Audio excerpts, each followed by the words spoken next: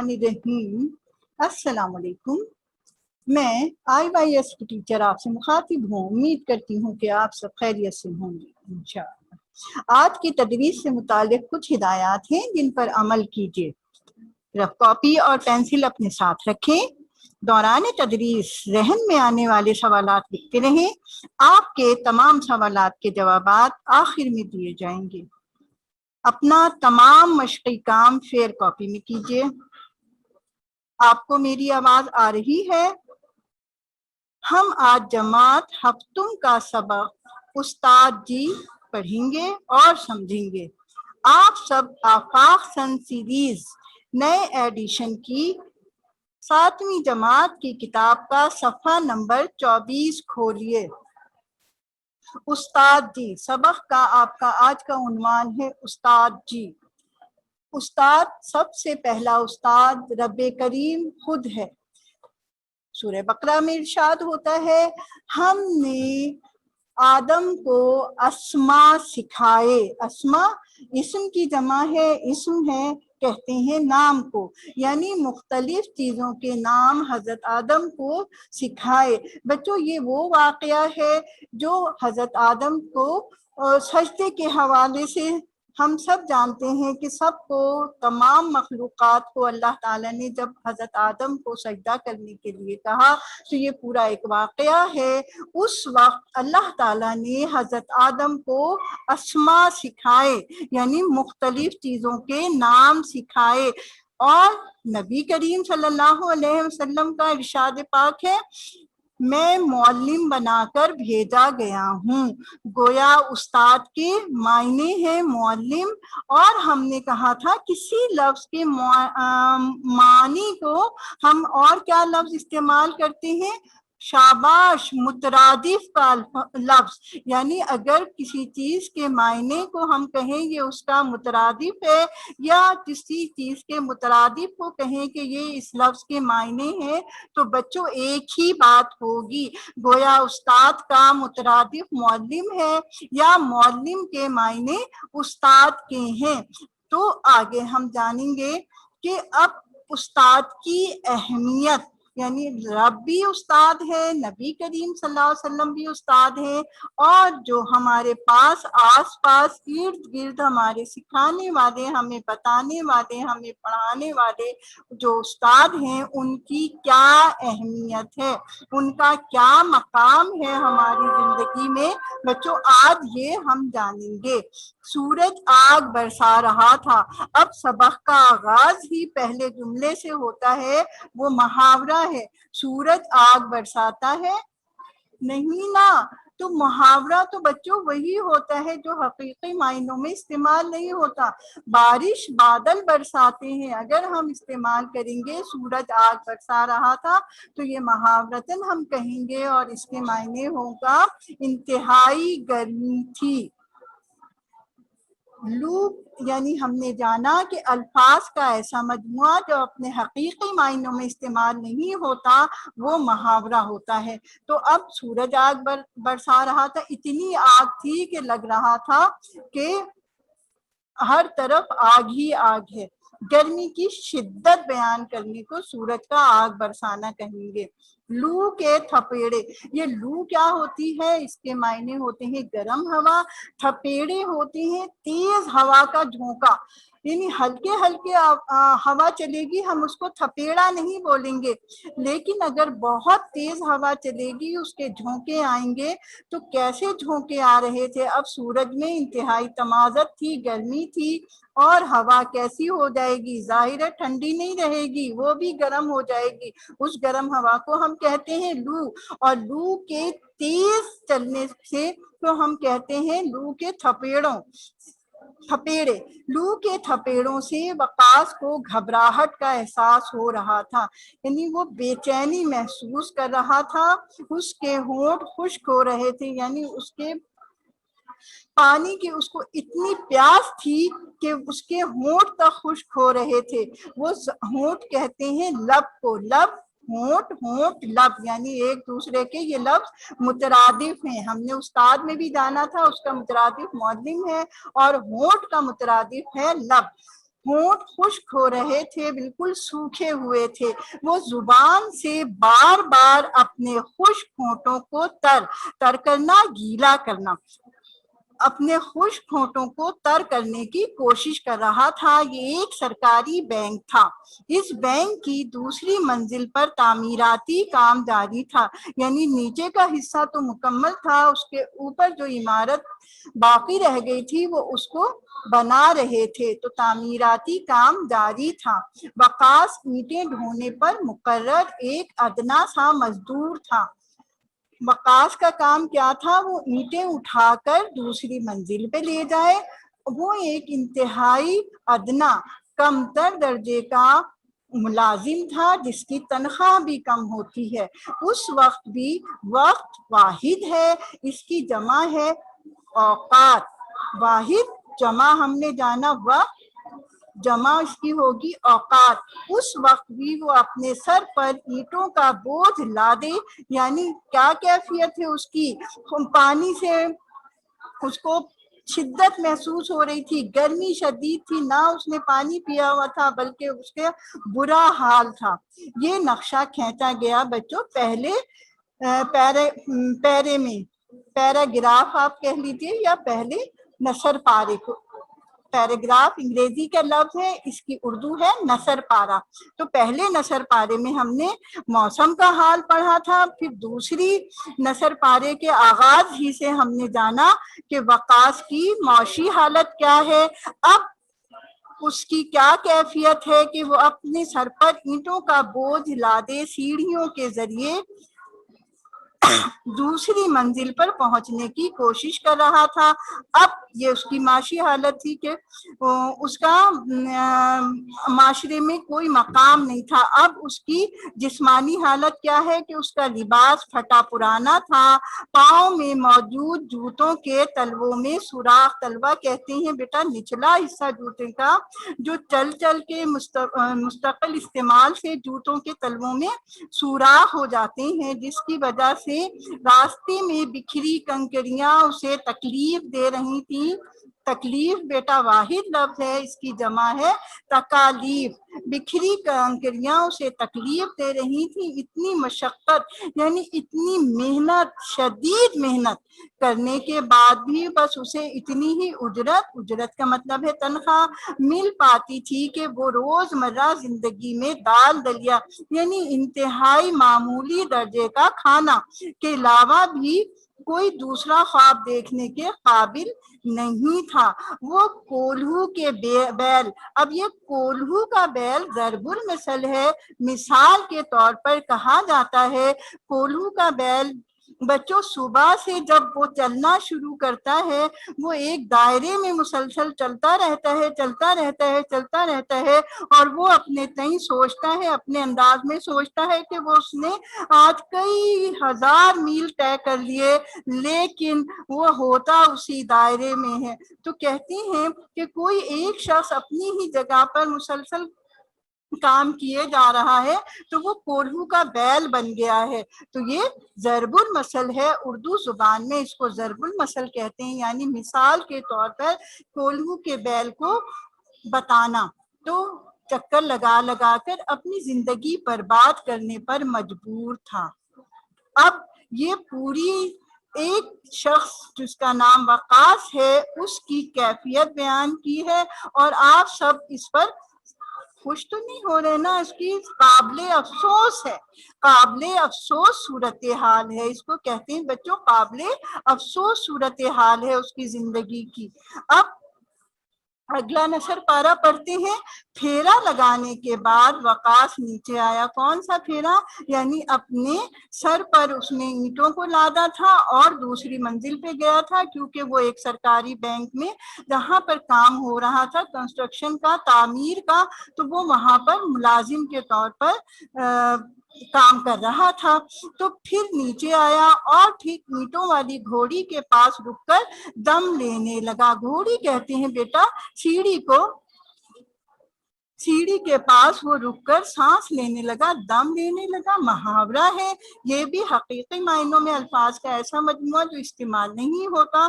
دم لینا یعنی کسی کی جان نہیں لینا، यहाँ पे मायने है थोड़ा सा सुकून का सांस लेना। ऐसे में उसने देखा कि एक बुजुर्ग उसे ताड़ रहा है, यानी बगौर देख रहा है। ताड़ना बगौर देखना। एक लम्हे के लिए वो घबरा गया। अब कोई बच्चों आपको मुसलसल देखे ना, आप सोचते हैं ना भाई पता नहीं क्यों देख रहा है, ऐसी क्या हमें सूरत हाल हमारे अंदर है कि जो ये मुसलसल हमें देखे जा रहे हैं। तो वो भी उसकी भी यही कैफियत हुई, वो घबरा गया और सोचने लगा कहीं ये इंतजामिया का आदमी ना हो। अब ये सोच आने की वजह क्या थी? वजह वही थी कि वो ईंटों को एक दफा तो ले गया था, लेकिन दोबारा ले जाने में उसने थोड़ा सा वक्फा लिया। वक्फा लेने की वजह ये थी कि वो बहुत थकन महसूस कर रहा था, प्यास महसूस कर रहा था। बस उसने सुकून का सांस लिया, लेकिन खौफजदा हो गया। क्यों खौफजदा हो गया? कि इस वजह से कि उसने अपनी मजदूरी के दौरान अपना मुसलसल काम जारी नहीं रखा और थोड़ा सा वक्फा ले लिया, तो कहीं शिकायत ना हो जाए। अब शिकायत होगी तो क्या होगा बच्चों? उसको काम से निकाल दिया जाएगा। मैं तो सांस लेने के लिए रुका हूँ, ये मुझे काम चोर समझ के मजदूरी ही से ना हटवा दे। अब बुजुर्ग ने उसे देखा, मुसलसल देखा, वो परेशान है। अब परेशान कैफियत भी क्या है? काबिले अफसोस है। पहले नसर पारे, दूसरा नसर पारा, बच्चों तीसरा नसर पारा, वो सिर्फ हमें अफसोस फराहम कर रहा है उस फर्द के बारे में जिसका नाम वकास है। अब वकास की हालत क्या है? काबिले रहम है, हर लिहाज से काबिले रहम है। वो जिस्मानी तौर पे भी थकन महसूस कर रहा है, वो अंदर से भी खौफजदा है, वो उसकी जाहिरी हालत भी बहुत खस्ता है। यही कुछ हमने तीनों पैराग्राफ या तीनों नसर पारों में जाना ना, आगे जानती है। घबराहट और खौफ की कैफियत में वकास ने ईंटों की तरफ हाथ बढ़ाया और फिर अपने सर पर ईंटें उठाए। अब क्या है? वो यही समझ रहा है कि ये शख्स मुझे कामचोर समझेगा और जाके इंतजामिया जो है उनको शिकायत करेगा और वो मुझे मजदूरी से निकाल देंगे। यानी इंतहाई कम तनख्वाह है, इंतहाई दर्जे की मेहनत और मुशक्कत है, लेकिन उसके बाद भी उसको खौफ है कि उसकी ये मुलाजमत सलामत नहीं रहेगी और कोई ना कोई छोटी सी शिकायत पर भी ये मेरी मुलाजमत जा सकती है। यानी ये भी क्या है? एक काबिले रहम हालत है कि दोबारा सीढ़ियों की तरफ बढ़ा। बुजुर्ग भी उसके कदम से कदम मिलाता हुआ बैंक के दरवाजे की तरफ बढ़ा। वकास ने सुकून का सांस लिया, क्योंकि बुजुर्ग आदमी के हवाले से उसकी सोच गलत थी। वो बुजुर्ग तो रिटायरमेंट के बाद बैंक से अपनी पेंशन की मद में तनख्वाह लेने आया था। अब उसको थोड़ा सा इत्मीनान हुआ। किस बात का इत्मीनान हुआ? कि अब उसकी शिकायत तो कम से कम नहीं होगी, उसकी मुलाजमत तो बरकरार रहेगी, मुलाजमत तो नहीं जाएगी। कोई ऐसी बच्चों बहुत बड़ी मुलाजमत नहीं है ना, वो इंतहाई अदना सा मजदूर था, यानी बिल्कुल जिसकी कोई हैसियत नहीं होती, जिसकी कोई तनख्वाह नहीं होती, कोई ज्यादा उजरत नहीं होती। वो एक इंतहाई मामूली दर्जे का मजदूर था, लेकिन खौफजदा था। अब बुजुर्ग ने भी उसके कदम से कदम मिलाए और बैंक की तरफ आगे गए। तो उसको इत्मीनान हुआ कि वो जो समझ रहा था कि शायद ये इंतजामिया का आदमी है और मेरी शिकायत करेगा, तो ऐसा कुछ नहीं था। बच्चों इस पूरे सबक की कौन सी है, हम सिर्फ बताएंगे कि ये कौन सी सिर्फ है। कहानी के अंदाज में ये सबक लिखा गया है और अभी तक हमारे पास इसके 2 किरदार आए हैं। कहानी में बच्चों हमेशा क्या होते हैं?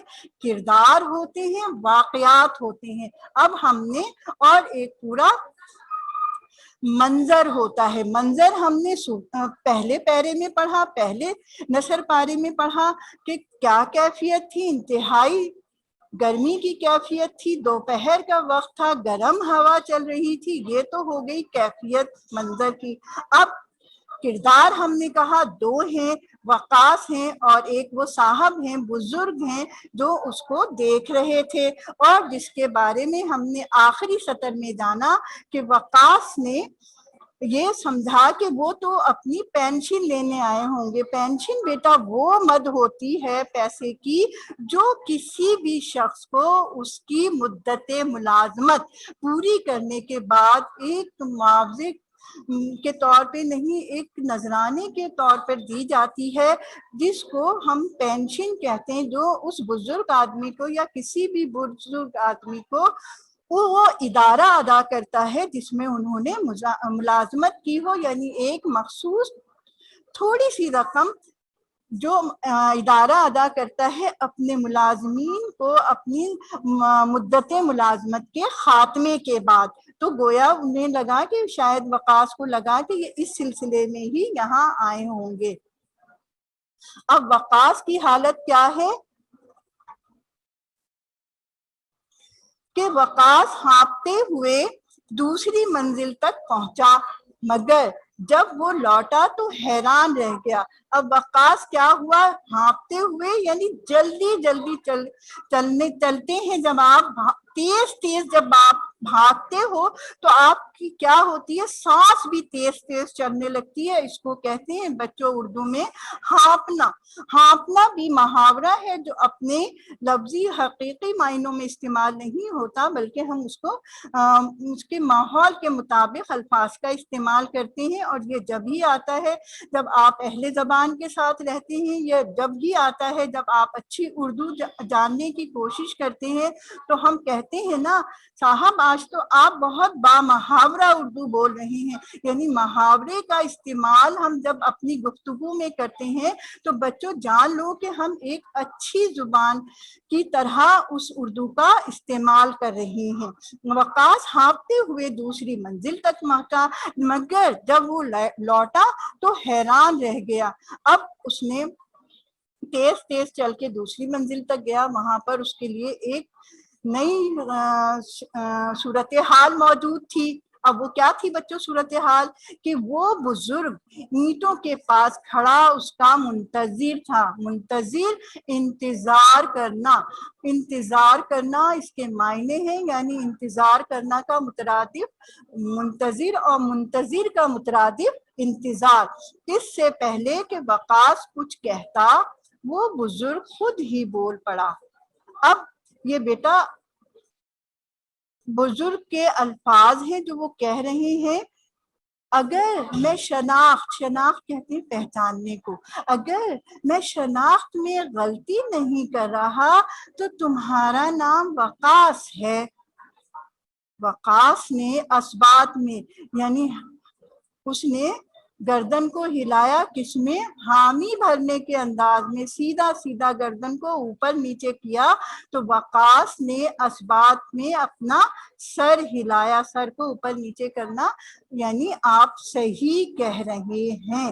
بزرگ نے بینک کے دبیس کہتے ہیں بیٹا بہت موٹے کو، بھئی یہ دبیس کپڑا ہے، تو وہ کیا ہے؟ بینک کے دبیس شیشے کو، یعنی بینک میں ہمیشہ آپ دیکھیے باریک شیشہ نہیں لگا ہوا ہوتا، بہت موٹے شیشے لگے ہوئے ہوتے۔ تو بزرگ نے بینک کے دبیس شیشے کے دروازے کی طرف اشارہ کیا اور بولا، کیا تم جانتے ہو کہ تمہاری جگہ اس دروازے کے دوسری طرف ہو سکتی تھی، مگر تم اس دروازے کے اس طرف اتنی شدید گرمی میں دھکے کھا رہے ہو۔ اب یہ تو کسی بات کی طرف اشارہ لگ رہا ہے نا بچوں، یہ جو بزرگ نے اس کو کہا ہے یہ اب کوئی خاص واقعہ آنے والا ہے۔ چلیے آگے ہم دیکھ لیتے ہیں۔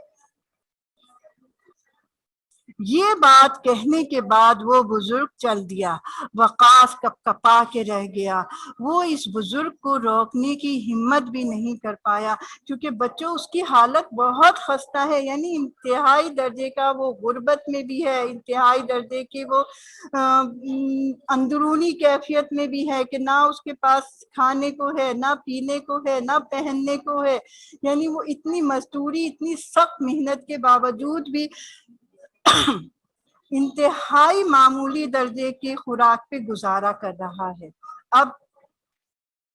عجیب سی بے چینی نے اسے گھیر لیا کہ یہ کیا بات کہی انہوں نے. بات کیا کہی تھی بچوں جانتے ہو نا؟ انہوں نے کہی تھی کیا تم جانتے ہو کہ تمہاری جگہ اس دروازے کے دوسری طرف بھی ہو سکتی تھی، یعنی تم بینک کے اندر بھی ملازم ہو سکتے تھے اور تم اس وقت ٹھنڈے ٹھار کمرے میں بیٹھ کر قلم چلا رہے ہوتے، مگر تم اس دروازے کے اس طرف اتنی شدید گرمی میں دھکے کھا رہے ہو. یعنی یہ دو تمام تر صورتحال انہوں نے بتائی کہ تم اس جگہ بھی ہو سکتے تھے کہ تم بینک کے اندر کام کر رہے ہوتے، لیکن آج تم بینک کے باہر اتنی شدید گرمی میں اتنی کم اجرت پر کام کر رہے ہو. اب اسے بے چینی ہوئی. باقی دن اس نے مزدوری تو کی مگر وہ اس بزرگ کے متعلق ہی سوچتا رہا کہ کون تھا وہ. اب بزرگ اس کو پہچان گئے ہیں، ابھی اس کو بزرگ کی پہچان نہیں ہو رہی کہ یہ صاحب ہیں کون. اب شام کو چھٹی کے بعد وہ جب گھر واپس لوٹا تب بھی وہ گہری سوچ میں ڈوبا ہوا تھا. کون؟ وقاص. وہ آرام کرنے کے لیے بان کی چارپائی، بیٹا بان ہوتا ہے جوٹ کہتے ہیں، جوٹ جو ہے پٹسن سے بنتا ہے. پٹسن ایک زمین سے اگنے والا پودا ہے، جیسے ہمارے ہاں کپاس ہوتی ہے، گندم ہوتا ہے، جو ہوتا ہے، اسی طرح پٹسن بھی اس کی زیادہ تر پیداوار موجودہ بنگلہ دیش میں زیادہ ہوتی ہے. تو اس پٹسن سے رسی بنائی جاتی ہے، اس رسی کو ہم بان کہتے ہیں. بان کی چارپائی پہ لیٹ گیا. کون تھا وہ؟ آخر کون تھا وہ اپنے آپ سے پوچھ رہا ہے کہ وہ جاننا چاہتا ہے کہ وہ جو اتنی بڑی بات کہہ گیا وہ فرد تھا آخر میں کون. اس کی سوچ کا مرکز بیٹا واحد لفظ ہے، اس کی جمع ہے مراکز. مراکز جمع ہے مرکز واحد ہے. مرکز بس یہی ایک سوال تھا. اچانک پھر جیسے اس کے ذہن میں ایک جگنو سا چمکا. محاورہ وہی جو حقیقی معنوں میں استعمال نہیں ہو، یعنی اس کے ذہن میں دماغ میں کوئی کیڑا جگنو نہیں گھس کے روشن کر رہا تھا. اس کا مطلب ہے کہ ایک خیال کے آتے ہی اس کے دماغ میں اس بات کا جواب مل گیا. پھر جیسے اس کے ذہن میں ایک جگنو سا چمکا، اسے گزرا وقت یاد آ گیا. یعنی ماضی کے واقعات جمع ہے، اس کی واحد ہے بچوں واقعہ. اس کے پردے تصور، اس کی سوچ، اس کے خیالات اس پر ایک کے بعد ایک وارد ہوتے چلے گئے. ایک کے بعد ایک خیال آ رہا ہے، ایک کے بعد ایک فرد آ رہا ہے، ایک کے بعد ایک واقعہ آ رہا ہے. اس کا مطلب یہ ہوا کہ اس کے پاس پوری ایک سیریز بن گئی ہے تسلسل کے ساتھ. اب اس تسلسل میں پہلی چیز کیا اس کو سنائی دیتی ہے؟ وقاص، آج پھر تم اسکول دیر سے آئے ہو؟ استاد جی پوچھ رہے تھے. وہ میں وقاص بہانے بنانے لگا. استاد جی نے پھر پوچھا وقاص ہوم ورک کیوں نہیں کیا؟ سر وہ میں وقاص پھر سے بہانے بنانے لگا. اب یہ پہلی جو واقعہ ہے اس سے آپ کو تھوڑا سا تو کچھ اندازہ ہوا ہوگا کہ یہ جو وقاص ہے ابتدا ہی سے کیا ہے، اسکول دیر سے آ رہا ہے. اب استاد اگر اس سے پوچھ رہے ہیں کیوں دیر سے آ رہے ہو، اس کے پاس کوئی واضح ثبوت یا واضح بات نہیں ہے بتانے کے لیے کہ وہ کیوں دیر سے آیا ہے. اب جب ہوم ورک کے بارے میں پوچھا جاتا ہے اس کے پاس کوئی بھی ایسی بات یا ایسی وضاحت نہیں ہے کہ جو وہ دے سکے، واضح طور پہ بتا سکے کہ کیوں نہیں اس نے ہوم ورک کیا. اب اس کا مطلب ہے، اندازہ ہو رہا ہے کہ یہ وہ بچہ ہے بچوں جو پڑھائی سے بھاگ رہا ہے، پڑھائی میں اس کا دل نہیں لگ رہا ہے، پڑھائی کو وہ کوئی اہمیت نہیں دے رہا ہے. اگلا نثر پارا، دراصل وقاص کا پڑھائی میں دل نہیں لگتا تھا، اپنے ہی جیسے دوستوں کے ساتھ آوارہ گردی کرنا اسے پسند تھا۔ اب اس کو اپنی پوری یہ ماضی یاد آ رہا ہے کہ اس کا رویہ کیا ہوتا تھا۔ اب جو بھی بچوں اس طرح کی زندگی گزارے گا کہ آوارہ دوستوں کے ساتھ جانا پسند کرے گا، پڑھائی میں دل نہیں لگائے گا، تو بچوں شروع کے 3 نثر پارے اس کے لیے عبرت کا سبق ہیں۔ آگے ہم پڑھتے ہیں، استاد جی کا روزانہ خبردار کرنا اسے بالکل پسند نہیں تھا۔ وہ روزانہ اسکول سے بھاگ جاتا، استاد جی کا روزانہ خبردار کرنا اسے بالکل پسند نہ تھا۔ اس کی ہٹ دھرمی دیکھتے ہوئے ایک دن استاد جی بولے، وقاص بیٹا، تعلیم سے غفلت ایک روز تمہیں برباد کر دے گی۔ آج وقت تمہارے تعاقب میں ہے، ایک وقت آئے گا جب تم وقت کا تعاقب کرنا چاہو گے مگر نہیں کر پاؤ گے۔ کتنی بڑی نصیحت ہے بچوں یہ کہ ہم نے استاد جی کے الفاظ پڑھے، وقاص بیٹا تعلیم سے غفلت، یعنی تعلیم کو تم بھولے بیٹھے ہو، یہ رویہ تمہیں برباد کر دے گا۔ آج تمہارے پاس تعلیم کے لیے وقت ہے، تعلیم حاصل کرو۔ آج وقت تمہارا پیچھا کر رہا ہے، یعنی وہ تمہیں روک روک کے کہہ رہا ہے، آؤ میرے پاس، اس سے کچھ لے لو، آؤ اس وقت سے فائدہ اٹھا لو، آؤ اس وقت سے کچھ ایسے بن جاؤ کہ آئندہ تمہیں تکلیف نہ ہو۔ لیکن بچوں ایک وقت آئے گا، یہ آپ سب کے لیے، ہم سب کے لیے بھی سبق ہے کہ ایک وقت آئے گا جب تم وقت کا تعاقب کرنا چاہو گے مگر نہیں کر پاؤ گے۔ یعنی ہم جب چاہیں گے کہ ہم آج کچھ بن جائیں، یعنی یہ وقت ہم نے گزار دیا بہت بری طرح، غفلت میں، لاپرواہی میں گزار دیا، تو کل ہمارے اوپر وہی وقت آ سکتا ہے جو وقاص کے اوپر ابتدائی چند نثر پاروں میں ہم نے پڑھا کہ گرمی کی حالت میں اس کے ہونٹ خشک ہیں، وہ زبان سے اپنے ہونٹوں کو تر کرنے کی کوشش کر رہا ہے، اوپر تک زمین اینٹوں کو، بے شمار اینٹوں کو اپنے سر پہ اٹھاتا ہے اور دوسری منزل پہ پہنچاتا ہے۔ اس کے حالت انتہائی خستہ ہے، کپڑوں کی حالت بہت خستہ ہے، اس کی کوئی اجرت نہیں ہے، تنخواہ نہیں ہے، اور پھر وہ اتنا سہما ہوا بھی ہے کہ کوئی شخص اس کو غور سے دیکھتا ہے، وہ صرف سستانے کے لیے رکا ہے، وہ خوفزدہ ہو جاتا ہے۔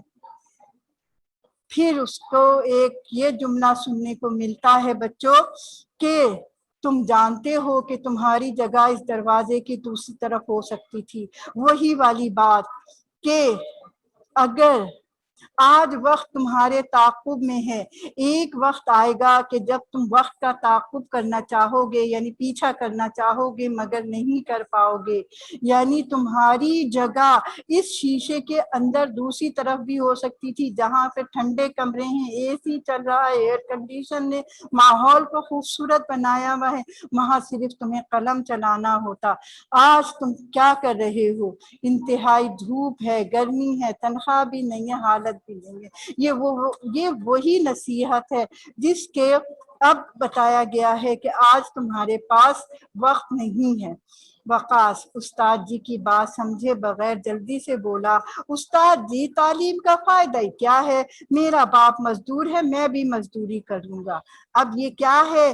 یہ وہ واقعات ہیں جو اس کے پردہ تصور پر، اس کی سوچوں پہ آ رہے ہیں۔ ہم نے پڑھا تھا نا کہ جیسے ہی اس کے ذہن میں ایک جگنو سا چمکا، یعنی اس کے ذہن میں ایک ایسا خیال آیا جو اس کے ماضی کو روشن کر گیا، اور اس کے ماضی کے واقعات اس کے سامنے آنے لگے ایک تصویر کی طرح۔ اب اس تصویر میں ایک جملہ کیا ہے کہ میرا باپ بھی مزدور ہے، میں بھی مزدوری کر لوں گا، تعلیم کا کیا فائدہ؟ یہ سن کر استاد جی سرد آہ بھر کے رہ گئے۔ بچوں سرد آہ بھرنا بھی محاورہ ہے، گویا انتہائی ٹھنڈی سانس لینا اور پھر تعصب یعنی افسوس کرنا۔ تعصب سے بولے یہ دھوپ اور چھاؤں کا فرق ہے۔ وہی دھوپ اور چھاؤں نا کہ دبیس شیشے کے ایک طرف چھاؤں ہے اور دبیس شیشے کے دوسری طرف دھوپ ہے، تو اسی کو کہا کہ یہ دھوپ اور چھاؤں کا فرق ہے۔ دھوپ کا متضاد چھاؤں اور چھاؤں کا متضاد ہے دھوپ، یعنی دھوپ کی الٹ ہے چھاؤں اور چھاؤں کی الٹ ہے دھوپ۔ اور یہ وہی ہے جو ہم نے اس صفحے یعنی صفحہ نمبر 25 کے پہلے نثر پارے میں پڑھا کہ ایک تم جانتے ہو تمہاری جگہ اس دروازے کے دوسری طرف بھی ہو سکتی تھی جہاں چھاؤں ہے، لیکن تم دھوپ میں کھڑے ہو۔ تو یہ دھوپ اور چھاؤں کا فرق ہے، ابھی تم اس فرق کو سمجھ نہیں پاؤ گے۔ یہ وہ دور ہے جب وقاص اسکول میں تعلیم حاصل کر رہا تھا اور استاد کی نصیحت تھی جو اسے بہت بری لگتی تھی۔ بچوں، نصیحت کو کبھی بھی برا نہیں سمجھنا چاہیے۔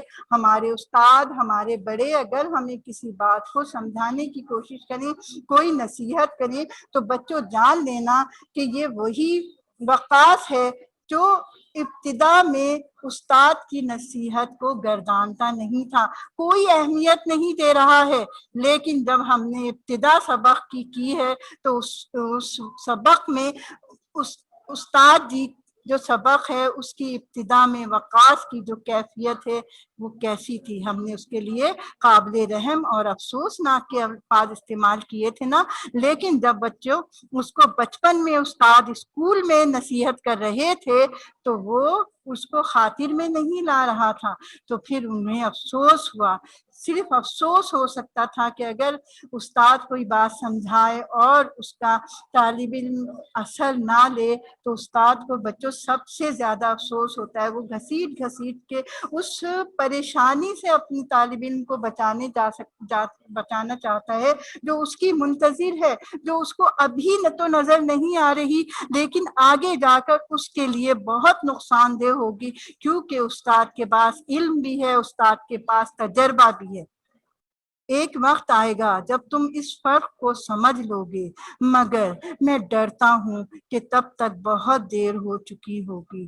یہی ہوا ہے نا بچوں، دیر ہو گئی، اس کو وقاص کو سمجھ میں نہیں آیا اور اس نے استاد کی باتوں پر عمل نہیں کیا، نہ وہ اسکول آیا، نہ پڑھائی میں دل لگایا، نہ اس نے علم کی اہمیت کو سمجھا۔ اس نے کہہ دیا نا کہ تعلیم کا فائدہ ہی کیا ہے، میرا باپ مزدور ہے میں بھی مزدوری کر لوں گا۔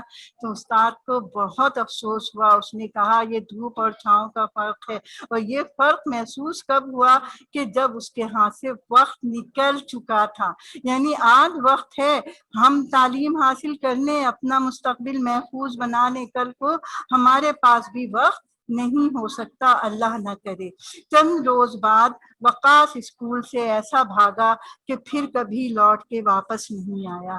اب یہ جو ہے اس کے پردے دماغ میں اس کے ایک پردے کی طرح ایک تصاویر کا تسلسل ہے جو وہ سوچ رہا ہے کہ وہ نہ اسکول صحیح سے گیا، نہ اس نے استاد کی باتوں پہ دھیان دیا، اور کیا کیا کہ پھر ایک دفعہ جب اسکول سے ایسا گیا کہ پھر لوٹ کے نہیں آیا کیونکہ وہ پڑھنا ہی نہیں چاہتا تھا، تو وہ پھر کیا ہوا کہ وہ اپنے باپ کے ساتھ مزدوری کرنے لگا، کتابوں کی جگہ اینٹوں نے لے لی۔ پہلے وہ کتابوں کو اٹھا کر اسکول لے جایا کرتا تھا، اب وہ اینٹیں ڈھونے کا یعنی اینٹیں اٹھا کر ایک جگہ سے دوسری جگہ لے جانے کا کام کرنے لگا۔ اینٹیں بیٹا وہ ایک مختصر حصہ ہے جس کو ملا کر پوری عمارت تعمیر کی جاتی ہے۔ تو زمانے کے دھکوں نے اسے دھوپ اور چھاؤں کا فرق سمجھا دیا، یعنی آج ایک جگہ ہے، کل دوسری جگہ نوکری ہے، آج یہاں سے نکال دیا گیا، کل وہاں بیٹھا ہوا ہے، آج یہ کام کر رہا ہے، کل اس کے ساتھ کام کر رہا ہے۔ تو یہ زمانے کے دھکے ہوتے ہیں جو اس کو سکون کا سانس نہیں تھا اس کی زندگی میں۔ زمانے کے دھکوں نے اسے دھوپ اور چھاؤں کا فرق سمجھا دیا، یعنی اگر وہ آج تعلیم یافتہ ہوتا تو کسی بھی ادارے میں بہترین انداز سے کام کر رہا ہوتا۔ اب وقاص کو یہ بزرگ آدمی ملا تھا، اس بزرگ نے وقاص سے کہا تھا جانتے ہو تمہارا مقام اس دروازے کے پیچھے ہو سکتا تھا، یعنی اگر تم پڑھائی سے نہ بھاگتے، پڑھائی میں دل لگاتے، اپنا ہوم ورک کرتے، استاد کی نصیحتوں کو درخورے اتنا جانتے، شاباش بچوں آپ سمجھ گئے، یہ بھی میں نے محاورہ استعمال کیا، یعنی ان کو اہمیت دیتے ان کی باتوں کو۔ شاباش آپ بھی کوشش کریں کہ اپنی عام روزمرہ میں زیادہ سے زیادہ مواقع کے لحاظ سے محاوروں کا استعمال کریں، آپ بہترین اردو بولنے والوں میں شامل ہو جائیں گے۔ تمہارا مقام اس دروازے کے پیچھے ہو سکتا تھا، مگر افسوس تم نے اپنے لیے اس دروازے سے باہر کی دنیا کا انتخاب کیا۔ یعنی دھوپ اور چھاؤں، دھوپ اور چھاؤں کو ہم کہتے ہیں وہ چیز جو سکون دے، چھاؤں ہے دھوپ جو بے چین کر دے۔ تو گویا ہم اگر اپنے لیے خود یہ انتخاب کریں کہ ہمیں دروازے کی اس طرف رہنا ہے، یعنی یہ بار بار بچوں اس کا استعمال کا مقصد یہ بتایا گیا ہے کہ یہ دو رویے ہیں، یہ دو انداز ہیں، یہ دو کیفیتیں ہیں، یہ دو کامیابی اور ناکامی ہے کہ ہم اگر اپنے ہاتھ سے فیصلہ کرتے ہیں کہ ہمیں دھوپ میں جھلسنا ہے یا ہمیں اپنی زندگی میں سکون لانا ہے اور اس کو پرسکون انداز سے گزارنا ہے۔ یہ ایک وقت ہوتا ہے جو ہمارے ہاتھ میں ہوتا ہے، یقیناً بچوں یہ وہ وقت ہے جو آپ کے ابھی بھی ہاتھ میں ہے۔ لہٰذا بچوں اس سبق کا آپ کی کورس میں، آپ کے نصاب میں شامل کرنے کا مقصد یہ ہے کہ آپ میں سے بھی اللہ نہ کرے کوئی ایسا بچہ ہے تو وہ اپنے آپ کو سنبھال لے۔ اب استاد صاحب کی بات وقاص کی سمجھ میں آ گئی تھی۔ دروازے کے پیچھے تعلیم یافتہ لوگ سکون سے بیٹھے قلم کی مدد سے اپنا کام کرتے ہیں، اور دروازے کے باہر اس جیسے کتنے ہی بھگوڑے جنہوں نے اسکول کو چھوڑ دیا تھا، بھگوڑے محنت مزدوری کرنے پر مجبور ہیں۔ اچانک وقاص بے اختیار اچھل پڑا، یادوں کی لہروں پر بہتے ہوئے۔ اب یہ یادوں کی لہریں بھی محاورہ بیٹا بہت خوبصورت یہ سبق جو کہانی کی صورت میں ہے، بہت بامحاورہ ہے۔ یادوں کی لہروں پر بہتے ہوئے اس بزرگ کی صورت اس کے دماغ میں نمایاں ہو گئی، ظاہر ہو گئی، نمایاں ہو گئی۔ اگلے ہی لمحے اس کی آنکھیں آنسوؤں سے لبریز ہو گئیں۔ کون تھا وہ؟ وقاص کو اپنے سوال کا جواب مل چکا تھا۔ وہ بزرگ کوئی اور نہیں، اس کے استاد جی تھے۔ استاد جی کا اندیشہ، یعنی ان کی جو ذہن میں اس کے متعلق برے خیالات آئے تھے وہ سچ ثابت ہو چکے تھے، اور وقاص یہ بات سمجھنے میں بہت دیر کر چکا تھا۔ بچوں آج ہم نے سبق کی بلند خوانی مکمل کر لی ہے۔ آج ہم اس کو یہیں پر روکتے ہیں۔